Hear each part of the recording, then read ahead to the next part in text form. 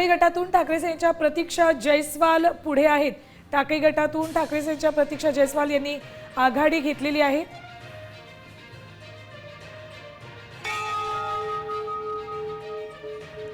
टाकळी गटात ठाकरे सेनेच्या उमेदवारांना आघाडी घेतली। प्रतीक्षा जयस्वाल यांनी जिल्हा परिषदेच्या टाकळी गटातून आघाडी घेतली। ठाकरे सेनेनेही राज्यातल्या 12 जिल्हा परिषदांमध्ये जोर लावला होता।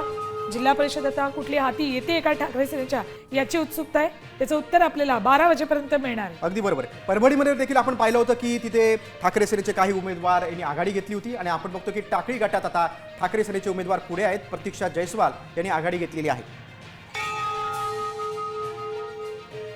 मराठवाड्यातील लातूर, धाराशिव, परभणी आणि छत्रपती संभाजीनगर या 4 जिल्ह्यांमध्ये मतमोजणीला सुरुवात झालेली आहे। टाकळी गटातलं आपण बघतोय की ठाकरे सेनेचे प्रतीक्षा जयस्वाल या पुढे आहेत। कोकणातल्या 3, पश्चिम महाराष्ट्रातल्या 5 आणि मराठवाड्यातल्या 4 जिल्हा परिषदांसाठी निवडणूक पार पडली आणि आज निकाल आहेत।